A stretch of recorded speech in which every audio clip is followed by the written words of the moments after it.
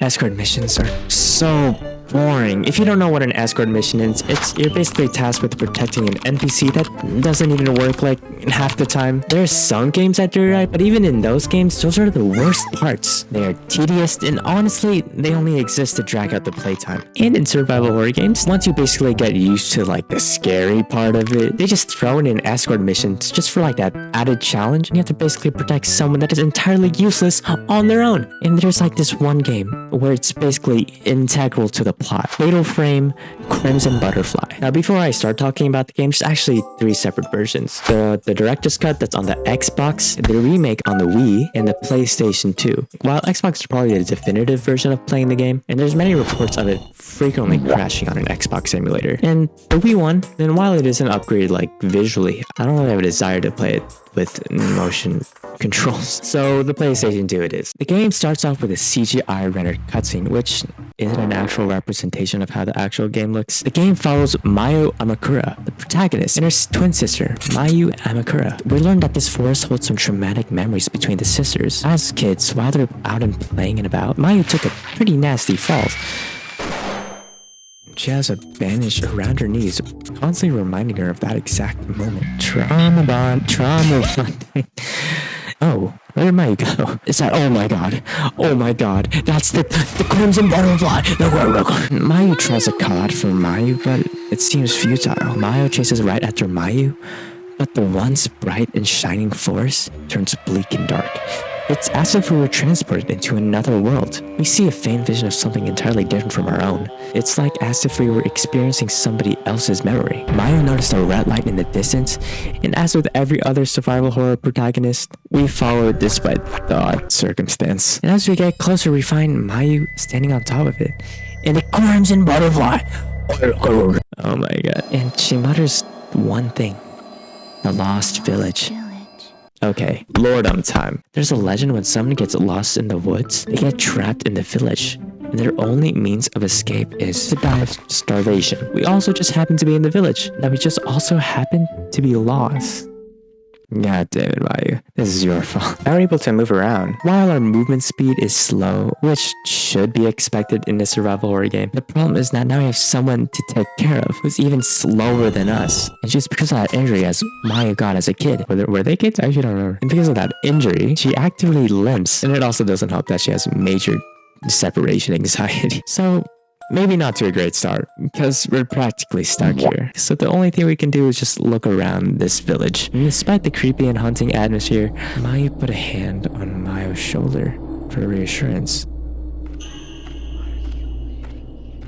The fuck? Alright, let me gawk? How the fuck do you say gawk? Let me gawk about this scene real quick. It's rather a relatively effective way to scare someone. It brings a false sense of security, but when that security is challenged, it's unsettling, which I think it perfectly sets a tone of this game entirely. When whatever's upcoming next, it's not gonna make any sense. That rhymes. Usually in horror games, you get a lot of, he's right behind me. And you know, it's not a bad thing, it's just too cliche. But this scene is quite the exception, even before looking inside this house. And they seem to be quite wary of this place. And once we enter one of these abandoned houses, Mayu seems quite frightened. Mayu is very worried about Mayu, and so Mayu grabs onto Mayu's hand for reassurance, and Mayu sees what Mayu is seeing. Walking slowly down an empty hallway, interrupted by unflattering images, and it seems like the memories of the people who've been in this house before. Now, one thing I want to talk about is the sound design in this game. An important aspect of making horror scary is sound, because hearing something scary is entirely different from seeing something scary. Quick, rapid change of frequencies, the vinyl to instant distortion, the overwhelming of non-linear frequencies automatically sets the paranormal vibes of this game. And with sound design, I guess it goes hand in hand with voice acting, and the performance is surprisingly pretty good. I think. There's not many characters that have speaking roles in this game. There is a radio where you can hear the voices of the ghost, which has some solid performances, but it's optional. It's like a ritual. But Mayu's performance, it's rather timid and like monotone. I wonder if anyone's here. I don't know. Someone's here. And I can tell if the performance is lackluster but it kind of works. This might be unrelated. Silent Hill 2, the voice acting in the game is kind of like awkward and distant, but it works because all the characters are mentally unwell. You can hear Mayu saying like, wait, and you're going too fast. Why did I say like? And Mayu can't really catch up to us, and there's basically a lot of waiting for Mayu, but I don't think we have anything to worry about. There's like nothing harming us at the moment. The game becomes grainy, and it only has because in our sight, we see a girl passing through the abandoned house, and of course, we follow her, but instead of finding her, we find the camera. We grabbed onto the camera, and from the vision we received from it, this camera has the ability to see things we can't see, whatever that means. Mayu feels somebody's presence, and it's from that door. We take a closer look, and we're taken aback by the sight of the woman. We pull out our camera and we take a picture to identify the woman, and the ghost disappears right after. Mayu wants to get out of here, and rightfully so. We're not getting a lot of good vibes from this place. Mayu says there's something strange about this place, but the problem is that the door is locked, and we see the exact same girl from the hallway facing right through that door. We try to open it, but the door is also locked, so we have to find another way through. And camera basically tells us how to unlock it, so it's very versatile. And so, after finding out how to unlock the door, we find a journal to learn about the previous visitors of this house. And to our surprise, she was right next to me. And this is the first fight in the game. While using the camera may be simple in concept, like you're just taking a picture, but to deal the most amount of damage possible, you have to wait to take the perfect shot. And you have to be really close to the ghost. And you have to wait right before the attack to get the fatal frame. Oh my god. Oh, how the fuck? What the fuck was? While that may suck to do a lot of waiting, but there's one important factor here. Mayu rather has an interesting property. That is that she can attract ghosts. So when a ghost attacks Mayu, it leaves them right open for a perfect shot, which is a good job. You're not a liability. After exercising the ghost, we pass right out on the floor. And, you know, after that supernatural experience, we wake up. But Mayu's gone. We try looking around for her, and luckily we do, but Mayu's bitch ass decided to run. I'm sorry. I have to go. Okay, side tangent. Apparently I've been mispronouncing Mayu's name the entire time. It's actually pronounced Mio. I've played the entire game, and I've been mispronouncing it incorrectly this entire time. Carry on. We shift perspective, and now we're playing as Mayu, and everything is monochromatic, and she follows the path of the crimson butterflies. Mio just went where Mayu went, and as Mio screams out her name, Mayu just closes the door right in front of her. Wait, now the title doesn't match the video. Shit. And thanks to that, now we're attacked by a mob of ghosts. Thanks a lot, Mayu. Now, I feel like we experienced at least the basic of the camera obscura. We discovered how to handle a bunch of enemies, how to deal the most damage, and it's our saving grace, showing an image of crimson butterflies. And luckily we do find some, and they lead us to the boy trapped here. But he seems like he knows us, but we don't really know him. He calls us by the name of Yai, and he tells us that the twin shrine ritual is starting. We don't know what any of that means, but it seems to be held in the direction of where Mayu is going. And this boy right here helps us where to go. Just a little extra guidance if the camera doesn't help us. He tells us to go to certain areas where the crimson butterflies are to get the keys that are needed to unlock the door. There are about 3 of them scattered around the village, and each time we're met with a battle. Nothing too crazy. It's kind of an ease when you get comfortable with the game's combat system. And now we're actually able to unlock the door. We see a long bridge to a house long in the distance, and we can assume that Mayu's in the mansion. After entering the house, you can see a little boy crying. At first inspection, I assumed it was Mayu, but then he disappeared? Okay.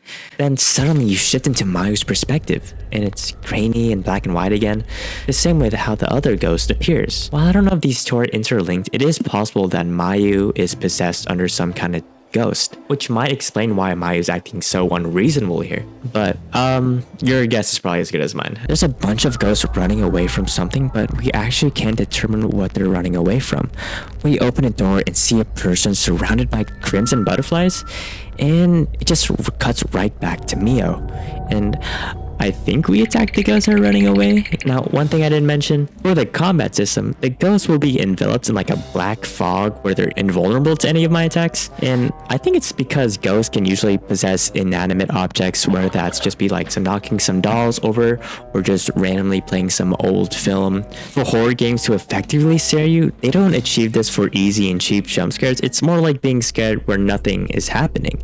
And they do that by creating like a certain atmosphere, and it's safe to assume that all this black fog takes effect on the camera too. And the only time when you will be able to attack them is when they attack right back. And this game rather rewards patient players, and honestly, I don't have that patience because the combat system seems rather dragged out and tedious than it actually needs to be. We went to a room and it seems like we actually meet the same girl that Mayu saw, but instead of being surrounded by crimson butterflies, she's actually surrounded by corpses as she laughs maniacally. An even more menacing ghost appears right behind her. And interestingly enough, the camera doesn't work on him, which, it provides an interesting battle. And you can just leave.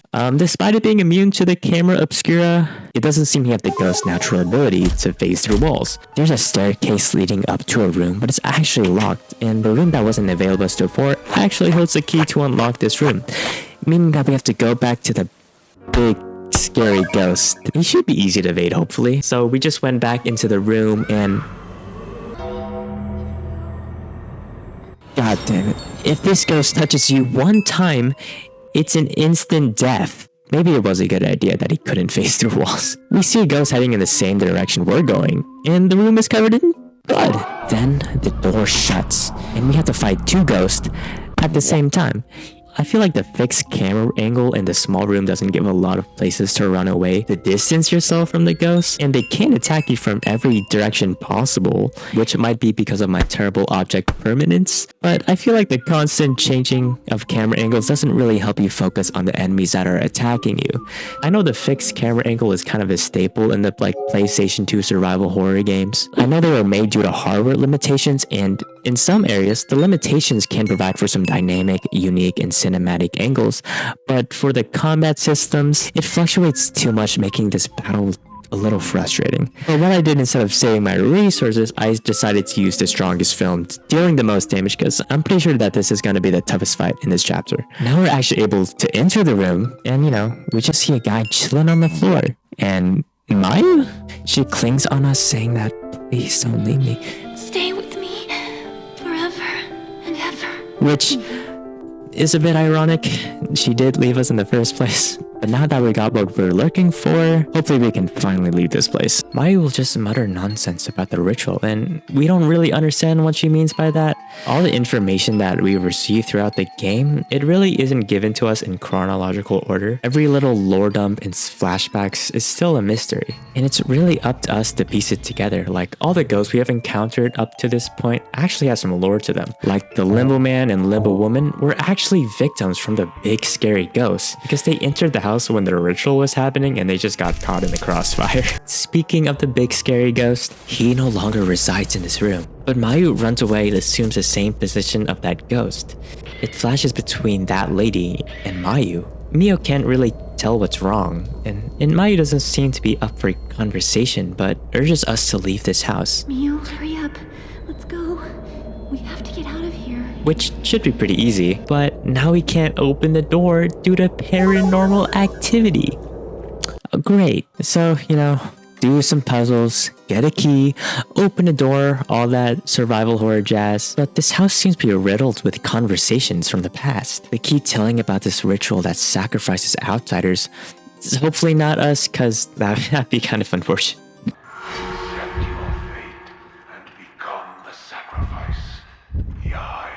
Wait, isn't that the same name that guy in the prison called us?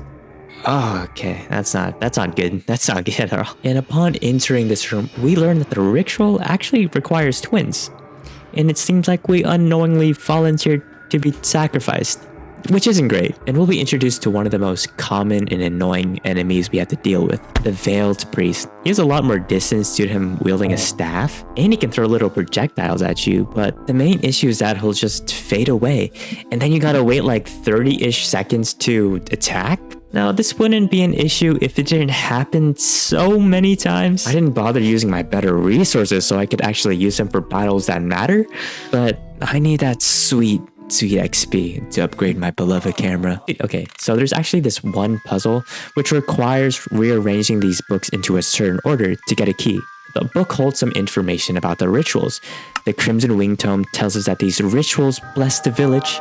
Taboo tells us not to look into the deep abyss, hence taboo. Repentance tells us about the consequences of not doing the rituals. In the ritual tome, that there's another ritual to calm down the abyss. And the last one, the twin tome, telling us about the importance of twins in this village. Apparently, this village birthed a lot of twins, probably because of supernatural circumstance. So after solving that puzzle, we're actually given an opportunity to escape this house. But as we were trying to do that, the door closes right in front of Mayu, separating the twins once again. Mio reassures that she'll find a way to get to her, but Mayu doesn't want us to leave. Mayu has severe codependency issues due to the past trauma of her injury, but the only way for her to get her is to leave her. And then the music is suddenly more dramatic.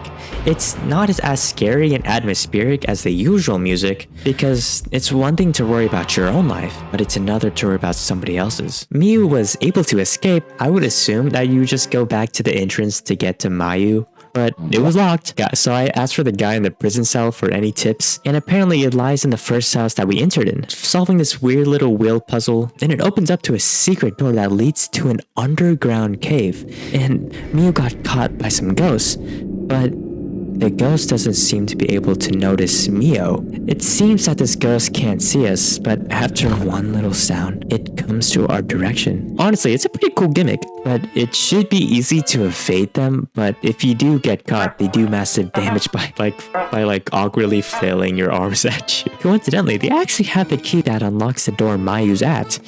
So after that point, we just head straight to her, and she's not here. God damn it, Mayu. At least this time she leaves a note, and she's apologizing to two random people, not even us.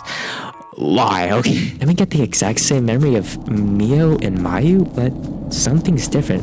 We're wearing different clothes, and it looks like we're running away from something. Then Mayu falls and got caught by some villagers. I think after that fact, we learned that these two aren't actually Mayu and Mio, but they're Sai and Yai, the same names that these ghosts have been calling us. And I guess fair, we do have a striking resemblance. And it seems like Yai escaped, while Sai remained here in the village, waiting for his sister to come back for her. And the main issue that's brought up is that they need both of them to undergo the ritual, which might be the reason why this village is now haunted. Now, we're back in Mayu's perspective, and it looks like she's going into somebody else's house. With this information, Mio dashes right to her. Despite yelling her name, she's as aimless and distant as ever. The door she entered is locked, and the only way to unlock it is to enter the house from another side. The house that we entered is actually Itsuki's. Wait, did I not say his name? Wait, he killed his brother too? Wait, what the f? And we're only able to open the door thanks to him. And you know, a new environment means more new annoying enemies. The two twin dolls. The gimmick in that fight is that one of them is actually a decoy, and then one of the ghosts will actually attack you. Both of them can attack you, but only one can receive damage, which, you know, I'm completely fine with that. But the main issue is that the amount of waiting that is required for them to attack is so painfully long. I already like the camera battle system enough, but they drag out the battles too long, where at times it just feels tedious. It doesn't help that some of the fights are required to progress through the game. It could be that I am mismanaging my resources, and I could be using my better films to do more damage, but I just have so many of these light films, so I'm just planning to use it all up before I can use the other ones. I never run out of them. Resources are never really a problem in this game. Kind of removing the survival part in survival horror, I thought it was like a really interesting idea at first. You'll have an abundant amount of light films. Like sure, they do little amount of damages, but it has the longest reload time. You most likely won't use all of it up, but the battles will be way longer, so if you want to finish a battle as fast as possible, you can use the stronger ones, where the resources is a bit more limited. So it's a really interesting case of resource management, but you don't really run out of resources. Now I have to reassemble a doll to unlock another door, and all the doll parts are just scattered around the map. And, you know, as Mio is searching around the house, we see someone falling right in front of us. We ran down the stairs to check up on her, but it's actually a ghost. Her arms and leg are broken, so the only means she has attacking us is to crawl. Can I be completely honest? This is one of the silliest fights in the game. At first I was just sure, but since she doesn't have any means to get to us, she has to resort to falling to get closer to us. She did it again. Is she just stuck like that? Like, in a forever time? That is crazy. Okay, she's gonna do it again. She's... Okay, she's gonna... What? Wait, she's... Luckily, Mio was able to find the doll pieces to unlock the door. But, you know, you had to fight that stupid twin 2 dolls again. But, you know, I was able to prevail. The door leads to a secret underground cave. And we see the ghost from a while ago. And she's still laughing maniacally. We try to capture her with our camera to defend ourselves, but she doesn't appear on the camera. And she gets closer and closer. So, as our last-ditch effort, we run away. But in the process, we lose our camera. I'm gonna be honest, I thought that was pretty cool. It shakens up the usual gameplay since you're basically defenseless. Now, even the easier enemies actually propose a threat. The only constant threat that we had to deal with is Sai. And we learned that after her sister Yai left her in this village, oh, she's literally me. Sai probably is haunting us because we will remind her so much of her sister. She'll follow you for a while and you have to hide in certain rooms to get to her. And she will try to trick you by trying to get you to open the door with Mayu's voice. And it seems like Mayu and Sai have a lot of similarities. Other than their looks, they don't want to be separated from their sisters. We got out of that bitch after some weird doll puzzles, and we're still not done running away. But after evading some of these ghosts, we were actually able to get our camera back. So it was a little short-lived. So now we're actually able to explore some of the unexplored areas. And hey, it's Mayu. We try to call her out, but she doesn't answer. I don't know if she's mad at us because she did leave her, but honestly, who knows at this point. The door seems to be unlocked, so of course, we gotta find the key to unlock it for the millionth time. We hear sounds coming from the cupboards, and you know, out of curiosity, that we open it, and there's something new this time. We see a little girl in a red kimono crying. You can find her hiding in a cupboards and closet because before the village turned to an absolute hellscape, she was hiding in the cupboards to protect herself. And if I'm honest, I didn't think I was supposed to fight her because I felt kind of bad. She just kept crying and crying. I was like, maybe I don't have to exercise her, but no, she still tries to hurt you. Ungrateful brat. You fight her about 3 different times, giving you the key that unlocks the rooms Mayu's in, but she's not there. This is like the 3rd time, man. Honestly, it gets to a point. The hell?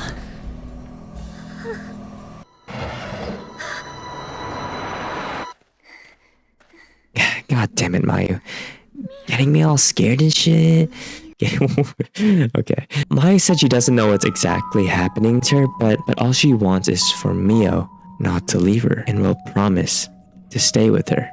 Mayu warns Mio that the ritual is happening and that we need to get to the old tree so that we can escape this village. At the old tree, there's a shrine surrounded by pinwheels. The pinwheels were here to calm the spirits, and it's doing a pretty bad job, all things considered. Mayu isn't feeling quite well, and she decided to rest here while we try to figure out a way out of here. Not even 10 minutes after we promised not to leave her. Alright, so basically what we gotta do is find 4 Spinwheels crests, and I looked for Itsuki for some hints, but I think he got tired of us. To get the items we need, we had to face a couple of ghosts to get them, and we have to face the stupid twin girls. I feel like the combat isn't necessarily hard, but I can admit it's definitely scary, but it doesn't scare me. I'm a grown man with a small sack of balls. Oh fuck. Whoa. Where did you come from? Whoa. That was... But I can't help but complain how dragged out the combat system is. I was able to handle it, but yacht?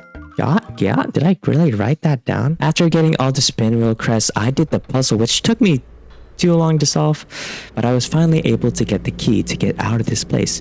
And the only thing suspicious is that the pinwheel suddenly starts spinning, probably due to paranormal activity, and Mayu also did warn us that the ritual is gonna start. Hopefully there's no correlation there. Miyu gets to Mayu and she seems unwell and she mutters, whatever's happens, I'll forgive you. Kinda ominous, but nothing new. Come on, Mai, let's go. We headed straight for the shrine so we could leave this forsaken place, but we were attacked by a mob of ghosts. We make a run for it, but Mayu can't keep up, and she got captured by the ghost. Mio tries to fend off the ghost, but Mayu already disappeared. We were so close to the finish line, we could leave right now, but we're not leaving here without our sister, because we made a promise. We shift to Mayu's perspective one last time, and the same ghost that's been haunting us is looking even more similar to Mio more than ever. And they talk about how the ritual is needed to save this village. They're also headed to the same house where the ritual is performed. Shit. The crimson butterflies are more prevalent than ever, and it seems like they're already preparing for the ritual, and we prep ourselves for another fight. The ghost is the father of Sai and Yai.